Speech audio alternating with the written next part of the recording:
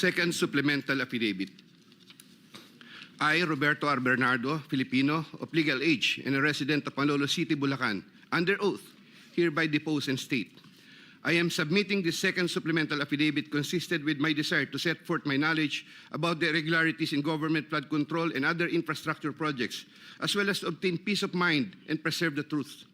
Among other factors, the contents of this second supplemental affidavit had to be violated by me by making reference to an assortment of personal notes and records, deep thinking, as well as confirming with persons certain details regarding the time, place, manner, and circumstances under which the events narrated hereunder occurred. Moreover, owing to the passage of time and the fact that I am no longer part of the DPWH following my retirement in August 2025, the process of collecting facts and details had progressed slower than expected, contributing to the delay in the submission of this second supplemental affidavit. Also, I would like to make clear that while the facts narrated below are based on my direct personal knowledge and fortified by official DPWH records, the kickback scheme pertaining to the collection and handoff of the commitments to the relevant public officers occur practically without any paper trail. A statement of facts available to all, applicable to all. Over the decades that I worked for the DPWH, it has always been my philosophy to form good working relationships between and among my bosses and our superiors, inferiors and our subordinates, and other colleagues, even without the promise or expectation of a reward or personal advantage. I would rather troubleshoot problems than develop enemies and immediately address all concerns. I would do this so that I can effectively perform my duties and responsibilities under the DPWH. Unfortunately, this professional orientation of mine has forced me to compromising situations that include the matters narrated hereunder. I reiterate my deep remorse and guilt for what I have done, and I am now animated by an honest desire to help rectify the institutional defects in the systems and operations, not only of DPWH, but also other government agencies, and help in developing lasting and meaningful reforms.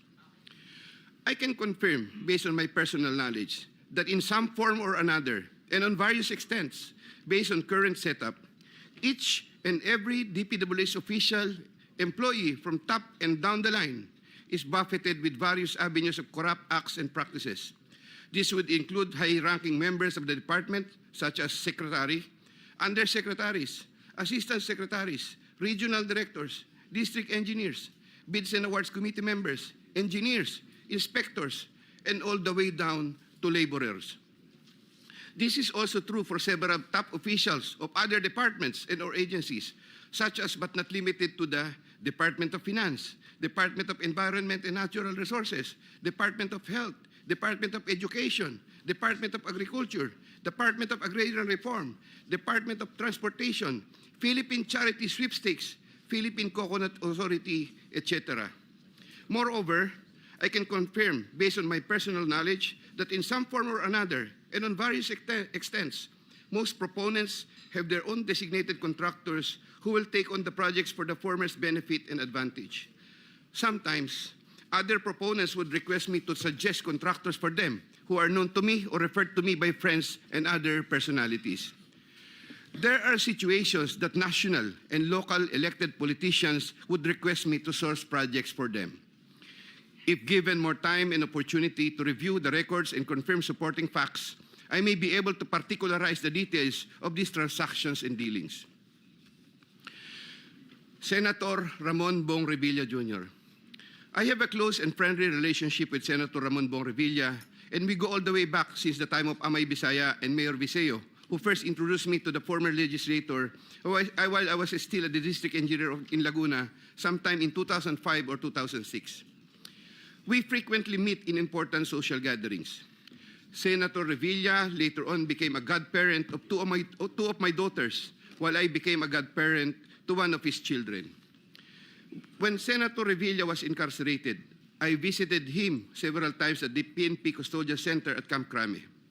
Because of our close relationship, Senator Revilla had asked me for assistance on several matters which I can no longer exactly recall at the moment because this happened a long time ago, and I presently don't have records to help me reconstruct the events. Sometime in the third quarter of 2024, Senator Revilla and I met where he asked me for a list of projects for funding, ostensibly to help him in his national campaign.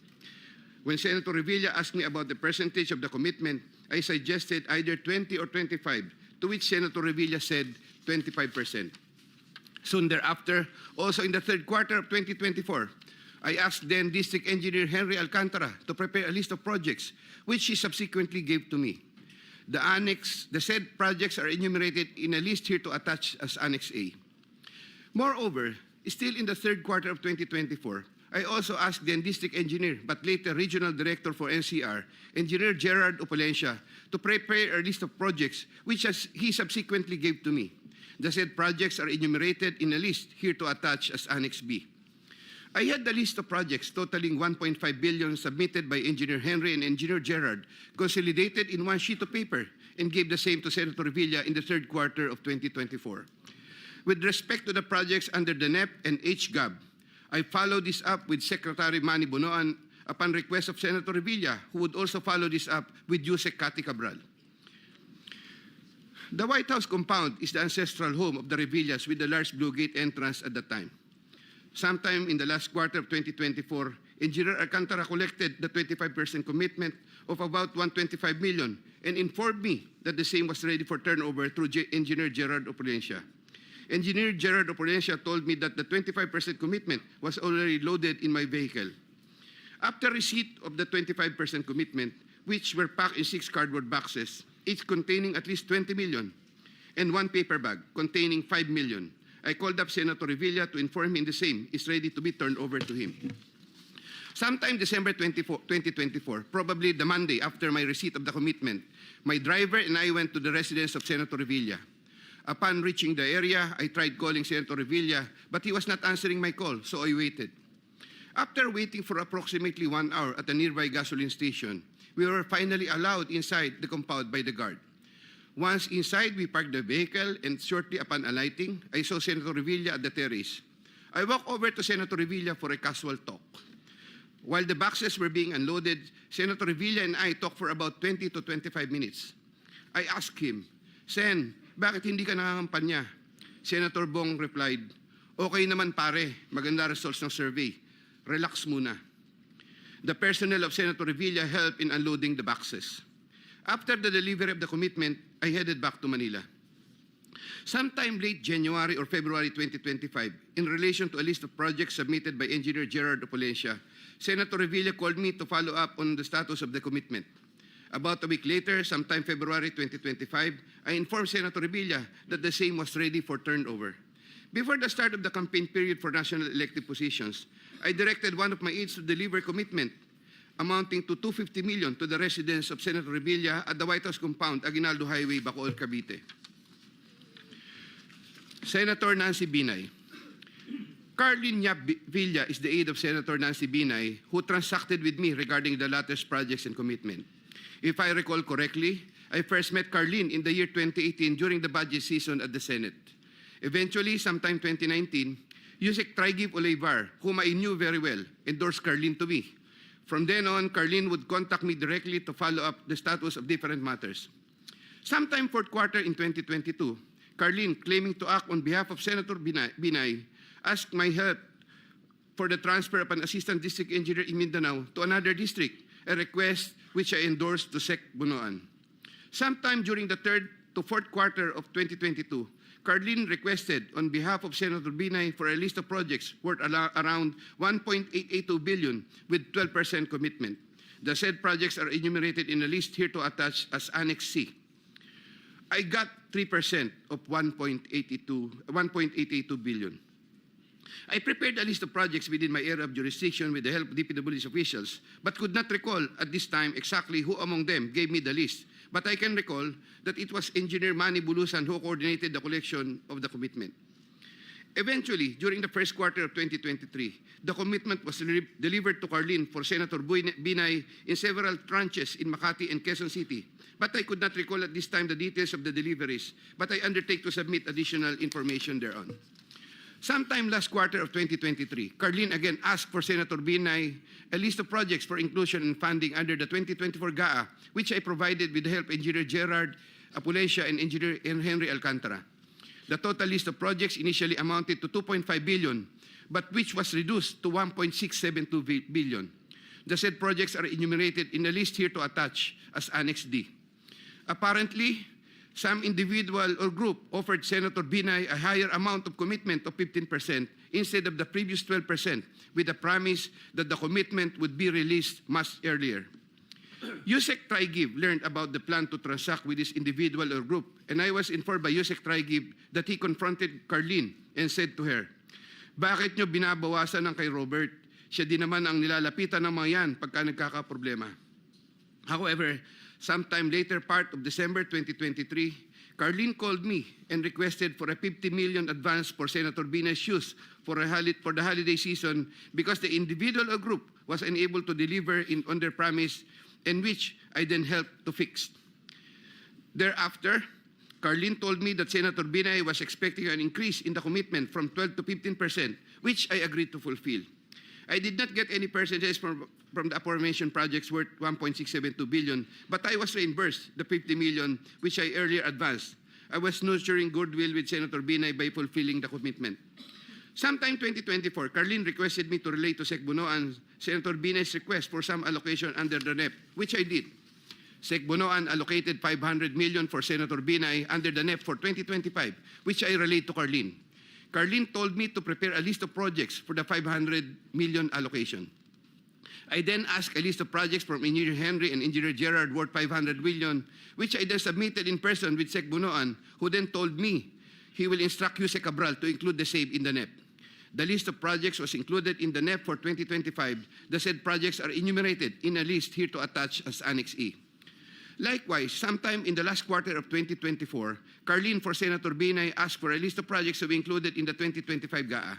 I then directed Engineer Henry and Engineer Gerard of Polescia to prepare a consolidated list of projects. I submitted a list of projects totaling 3 billion to Carlene, but only approximately 2.6 billion was included. The said projects are enumerated in a list here to attach as Annex F. After these projects appeared in the GAA, Engineer Bulusan, Engineer Opolescia, and myself collected, raised, and prepared the 15% commitment, which was all turned over to me. There were difficulties in collecting the commitment as there were contractors, congressmen who did not give amount considering the issue of for later release projects totaling approximately 80 million more or less, which I had to advance. Despite this total commitment collected and raised for Senator Binay was 15% of 1.2 billion or around 468 million more or less. I earlier mentioned that the 37 million more or less was delivered at Horseshoe Village, Quezon City, which refers to the amount collected by Engineer Henry Alcantara. But upon full recollection, there were two deliveries.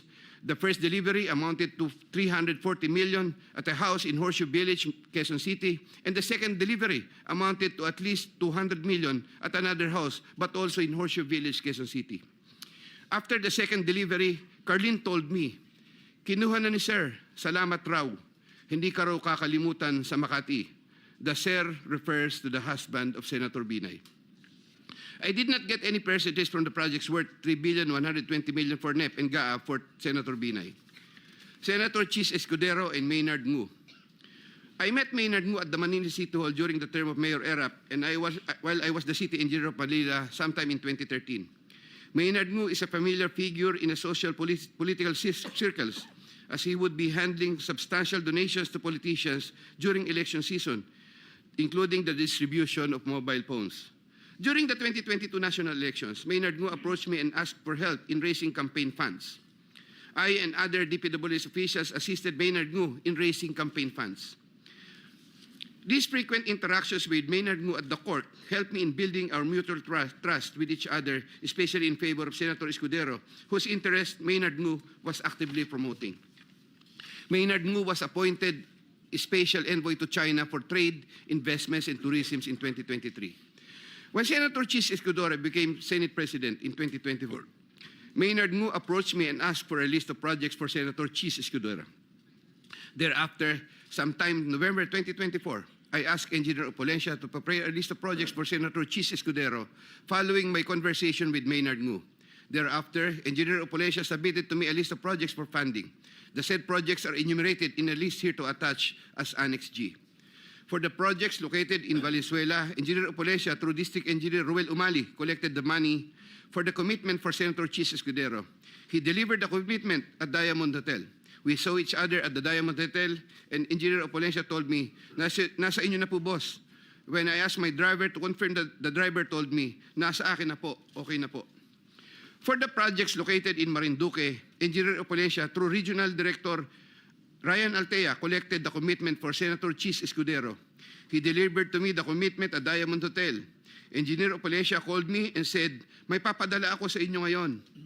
Sa iyo ngayon, dadalhin na lang po sa Diamond. Later, the driver told me, nasa akin na po, okay na po. Following a deeper recollection of the facts and checking with public records, I can now confirm that in addition to the Valenzuela and Marinduque projects, Engineer Opolencia also provided the list of projects for Oriental Mindoro and Quezon City. The complete list of projects for Senator Chiz Escudero is worth 1.4 billion with 20% commitment. The said projects are enumerated in a list here to attach as Annex H. Sometime early 2025, I made the first delivery of 160 million for Senator Chiz Escudero at the Cherry Mobile Building at Maynard Ngu in Apacible Street, Manila. Thereafter, early 2025, I made the second delivery of 120 million for Senator Chiz Escudero, also at the Cherry Mobile Building of Maynard Ngu. Senator Jinggoy Estrada. I have known Senator Jinggoy Estrada since I met Senator Jinggoy Estrada through the social circles of Senator Bong Revilla. We usually had encounters during social gatherings of people in the movie industry. We developed a close relationship. Sometime in 2010, when I was Assistant Regional Director of DPWH Region 4A, Senator Jinggoy was backing me to become a Regional Director. When I failed to become a regional director, I applied for the position of city engineer, and Senator Jinggoy was one of those who recommended me. When he was incarcerated, I would visit him, but sometimes together with then City Mayor Joseph Erap Estrada.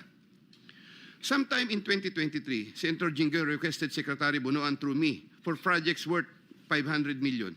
Secretary Bonoan agreed to give 450 million for the DPWH NCR building, which Cathy Cabral included in the NEP for 2024 with an 18% commitment for Senator Jinggoy.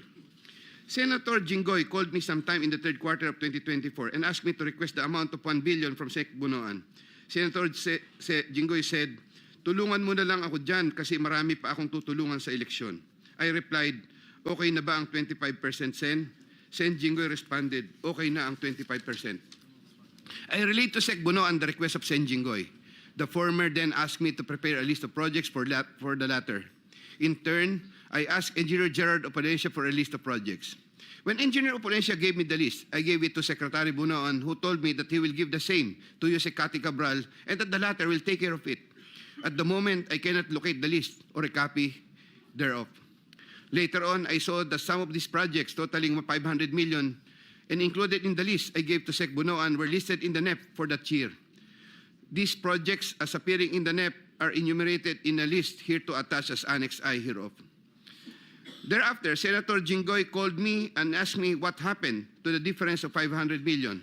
I relayed this to Sec Bonoan. The latter replied that he will prioritize the matter as soon as there is available funding. Subsequently, I found out that the projects totaling 200 million were included in the HGAB for 2025. These projects, as appearing in the HGAB, are listed Annex J hereof. However, Senator Jinggoy called me again for the difference of 300 million to complete the 1 billion project value that was requested. During the BICAM, projects worth 750 million were again included in the projects to eventually form part of the 2025 GAA. The said projects are enumerated in a list here to attach as Annex K. The total budget for the projects which appeared in the 2025 GAA is approximately 1.45 billion, more or less. After Engineer Opolencia collected the 25% commitment, approximately 360 million, and delivered the same to Diamond Hotel in Manila. Thereafter, I tasked my driver to deliver the boxes to Sen Jinggoy at the Artiaga building in San Juan City. Senator Jinggoy personally confirmed to me his receipt of the commitment and thanked me for the same. During the 2024 budget hearing for 2025 GAA, Engineer Alcantara informed me that Senator Jinggoy gave him funding amounting to 355 million for Bulacan First DEO and 500 million from other districts in Bulacan and requested that he, Engineer Alcantara, prepare lists of projects. The said projects are enumerated in a list here to attach as Annexes L and L-1 respectively. Later on, sometime in the first quarter of 2025, Senator Jinggoy asked me to get the 285% commitment for the aforesaid list of projects from Engineer Alcantara. Engineer Alcantara then delivered to me the 25% commitment, approximately 213 million, which I delivered to Senator Jinggoy at the Artiaga building in San Juan City. Senator Grace Poe. Sometime third quarter of 2024, J.Y. De La Rosa, a staff of Senator Grace Poe, requested Sec Bonoan through me if Senator Grace Poe can be accommodated in the DPWH NEP. Sec Bonoan told me there is a 500 million for Senator Grace Poe and instructed me to ask the Senator for a list of projects. J.Y. De La Rosa told me to coordinate the matter with Mrs. Patron, a contractor. Mrs. Patron told me to prepare the list. Upon my instructions, Engineer Gerard Apollesia submitted a consolidated list of the following projects, 1 in Laguna and 3 in NCR. These projects are indicated in the list here to attach as Annex M. Thereafter, the list of projects was included in the NEP by Sec Bonoan through Usec Cathy Cabral. Later on, the said projects appeared in the GAA for 2025. There was a 20% commitment collected for Senator Grace Poe. Mrs. Patron, a contractor, collected the commitment for Sen Grace Poe at Diamond Hotel from one of my aides. Congresswoman Mary Mitzi Mitz Kahayon Uy. There were projects released in Congresswoman Kahayon Uy's congressional district, which I facilitated.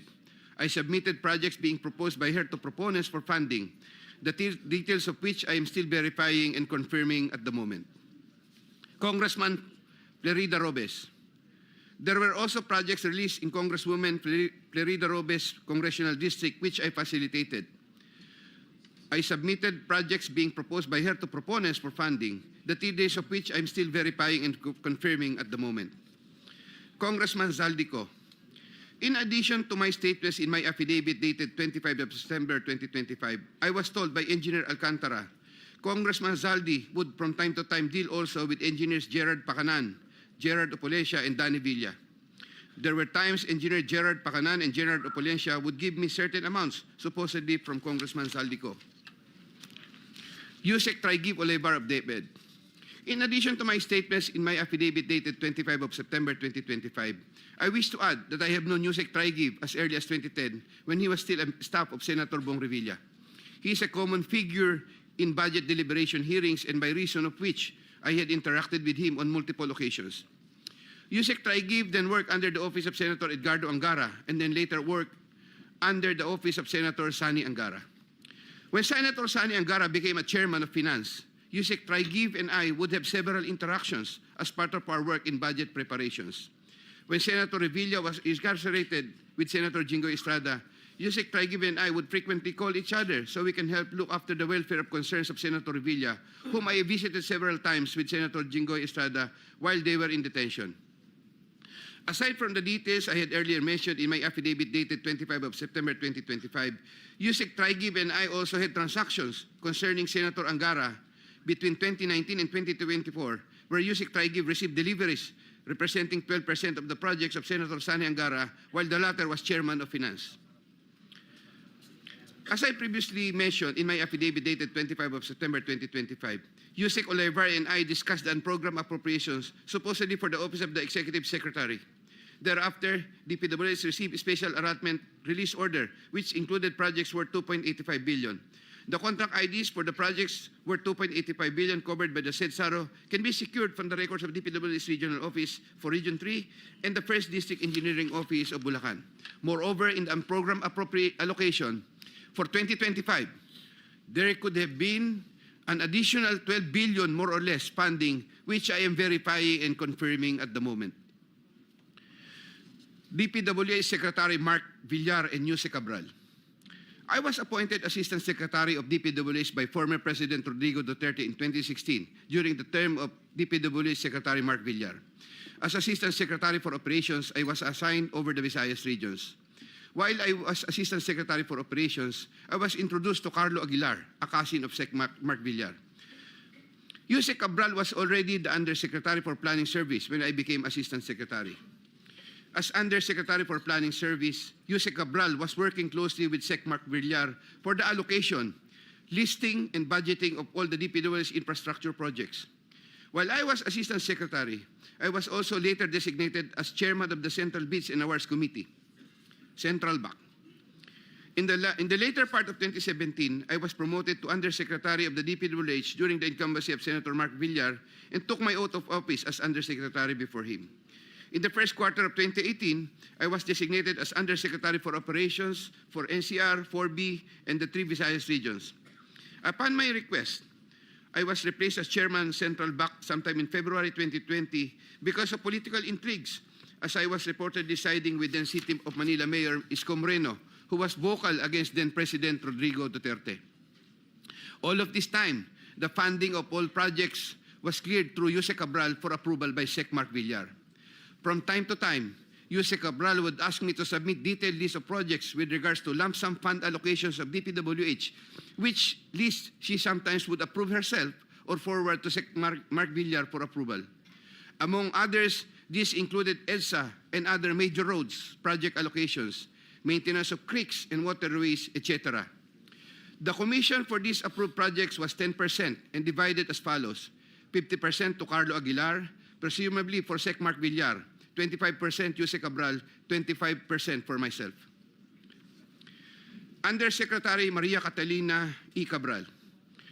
As a general rule, with very little exceptions, it is Usec Maria Catalina Cabral, with the imprimatur of Secretary Mark Villar, and later continued by Sec Manny Bonoan, who had control at the DPWH level to remove, include, add, deduct, or modify insertions of items in the NEP for infrastructure or those pertaining to DPWH. Usec Cabral would tell me that she would communicate and meet legislators to inform them of the amount of their allocations and ask them for titles of projects that they want to include in the DPWH budget. In a matrix of process flow that I have prepared, which I am attaching here to as Annex N, Usec Cabral has total influence and authority in preparing and finalizing the NEP for infrastructure. On multiple occasions, I personally delivered and also caused to be delivered cash to Usec Cabral at her house at Tatalon, Quezon City, and other places.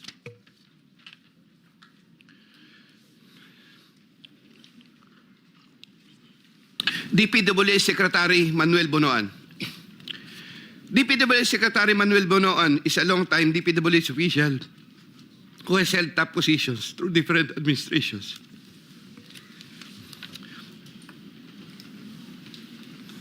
I look up to Sec Bonoan and consider him as a mentor. I treasure his guidance and friendship over the years.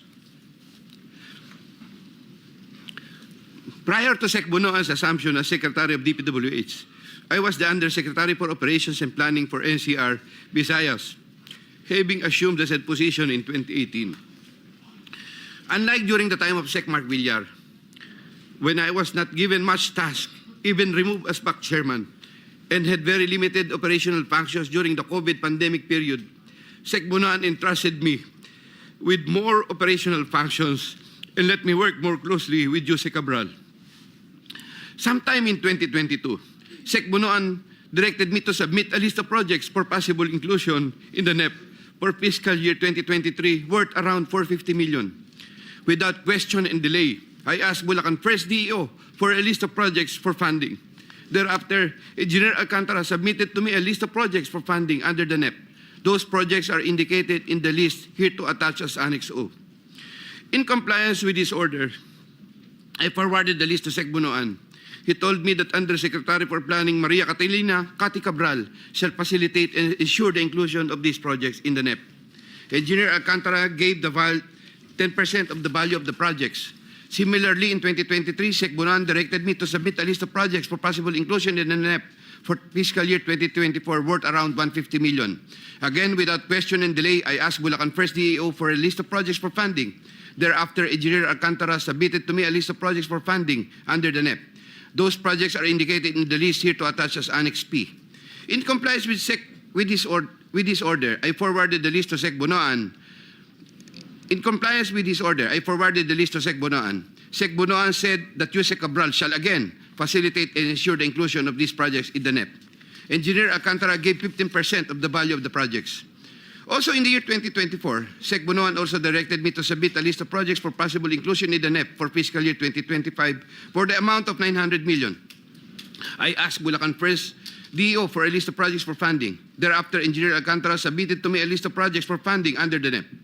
Those projects are indicated in the list here to attach as Annex Q. In compliance with this order, I forwarded the list to Sec Bonoan. Sec Bonoan said that Cathy Cabral shall again facilitate and ensure the inclusion of these projects in the NEP. Engineer Alcantara gave 20% of the value of the projects. With respect to the commitments collected by Engineer Alcantara narrated above, Secretary Bonoan and I received a percentage. In many instances during budget deliberations, I was tasked by Sec Bonoan to talk to legislators over their funding and other concerns, and to forward these concerns to Cathy Cabral for action and resolution. Sec Bonoan and Cathy Cabral. Every year, including years 2023, 2024, and 2025, Cathy Cabral apportions the budget ceiling for the DPWH's allocable NEP among the districts according to the endorsed programs, activities, and projects, PAPs. Although she would make it appear that 100% allocable NEP had been apportioned, Cathy Cabral would reserve a substantial percentage of that allocable NEP for her and Sec Bonoan's preferred projects. Sec Manny Bonoan would from time to time ask me to take charge of part of his own reserve allocations. The value of the projects that I handled for Sec Bonoan was at least 5 billion per annum for the years 2023, 2024, and 2025, with an average of 15% commitment. Of this 15% average commitment, Sec Bonoan 75% usually would give. Of this 15% average commitment, Sec Bonoan 75% usually would give me 25% of the commitment, with the rest of the commitment shared between him and Cathy Cabral. Cathy Cabral herself took charge of her own reserve allocations. Once again, I humbly reserve the right to submit another supplementary affidavit if warranted in the premises. I attest to the truth of the foregoing statements based on my personal knowledge and authentic records.